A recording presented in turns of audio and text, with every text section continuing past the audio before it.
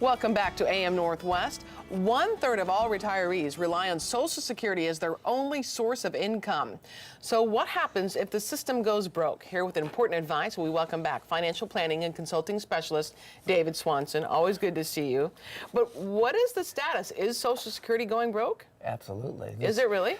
This year, for the first time since 1982, we have to tap the reserves of Social Security. Wow. So, which means that there's more people retiring than there is funds being generated into the Right. fund.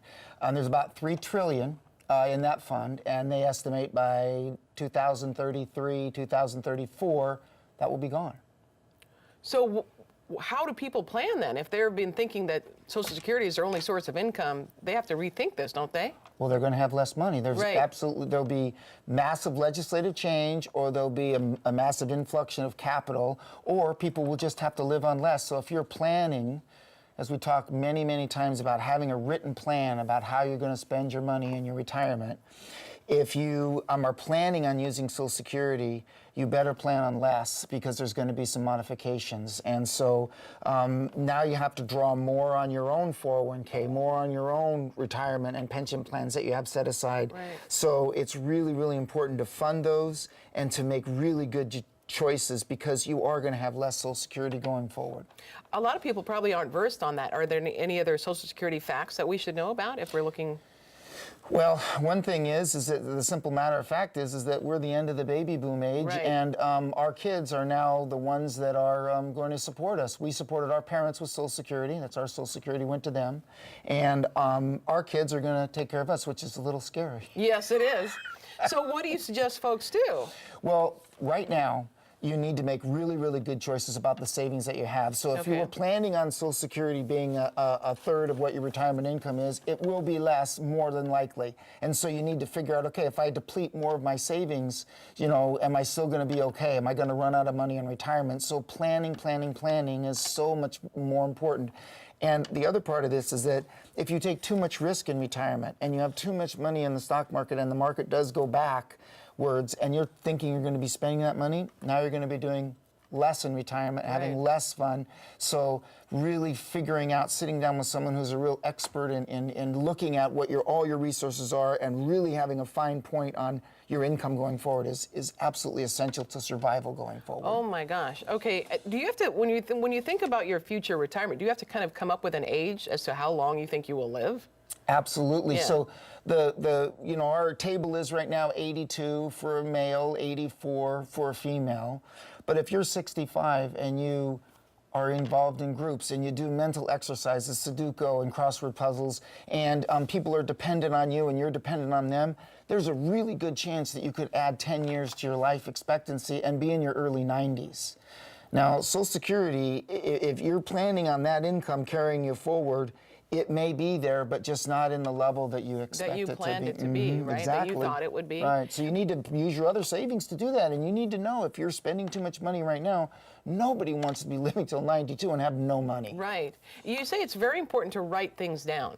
Yes. Write down the plan. You have to. You have to do an inventory of what your resources are, all of your income and your savings, and then you need to balance that against what your expectations for fun are in life, because everything should be planned around enjoyment in the second half of your life. You worked your whole life to save this money. Now let's figure out how to spend the right amount of it at the right time so you can enjoy yourself. Okay. Well, I do know we have a lot of viewer questions, so here's what we're going to do. We're going to take a break and then come back and we'll answer retirement planning questions. So stick around.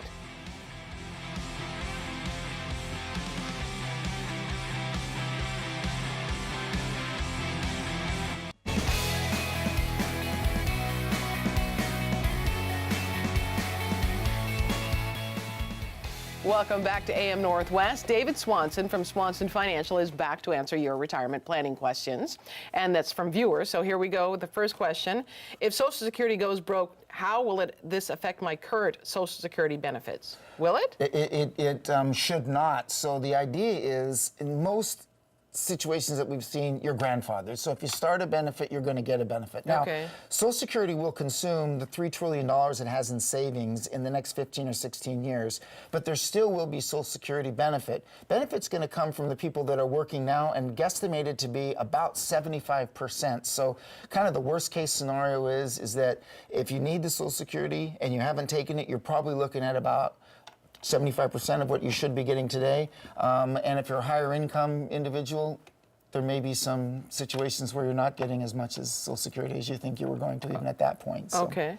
We never really worried about retirement, but now that we are close, can you help us make sure we don't run out of money in retirement? Right. So we get back to planning. So coming to one of our workshops is a great opportunity. They're in your neighborhood. Just look on our website and you can find that. But getting yourself educated on balancing the resources that you have against the things you want to do in the second half of your life is absolutely crucial to being comfortable in retirement. And have both spouses go. You have to, because people think differently, and the plan has to be a combination of what the husband and the wife, the partners, think that they want to have. And if you don't have a combination of both, it won't work. Right. Yeah, like if the wife wants to go on cruises, the husband wants to stay home and hang out. Not that I know of this experience, but, you know, just saying. I think some of the best plans that I've seen is actually where the husband and wife go in different directions. I'm a car show buff, and I want to go with my girlfriends on the choir, you know, and it's a very happy existence, but you have to plan that out, and it's kind of a double vacation, too, so you need to figure that out. All right, I am 66 and still working and have not started my benefit. Should I start Social Security now or wait until I'm 70? It's going to be a hard case to figure out why you would want to wait, okay? There may be some situations you do get a deferred credit. It grows at 8% per year from age 66 to age 70, so your benefit does increase. But the break-even point is around 8 to 10 years, meaning that if you take a benefit right now, it takes about 8 or 10 years if you wait to catch up to that. So you want to, in most cases, take the benefit as early as you possibly can. Just have to be careful. Before age 66, there's some wage penalties. So if you're working and you're earning too much income, you could have to pay some of your Social Security back. Oh, interesting. We are good savers, and we're planning to both retire next year. If Social Security is 40% of our retirement income and it is reduced, what are we going to do? Less. Yeah.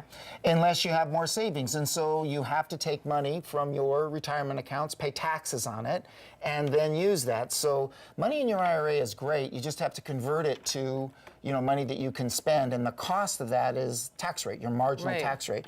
So if you have a low income, you can convert money at much lower rates or no income taxes. If you have a higher income, you're going to convert it at a higher rate. So that's where planning is so important, so you don't run out of money.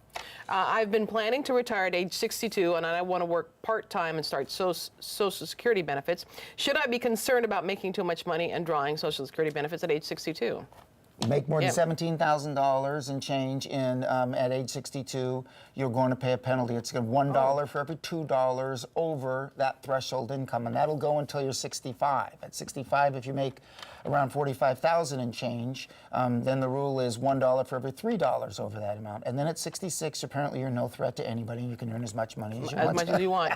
We've brought this up before, but it was an interesting point is if you've been divorced from somebody, but you were married to them for about 10 years, you have access to their Social Security, right? It's a whole different ballgame. So all these rules and restrictions that have come into place in the last handful of years are off the bat for death or divorce, married for more than 10 years. So call our office, sit down, see if you qualify. It could be substantial benefit, claiming not on your own Social Security benefit, but from your ex or your deceased ex. And the benefits can be substantially greater than your own, but you don't know about it unless you apply. Oh, wow, interesting. Well, tell folks, if you'd like to find out more, contact Swanson Financial at 503-603-9900.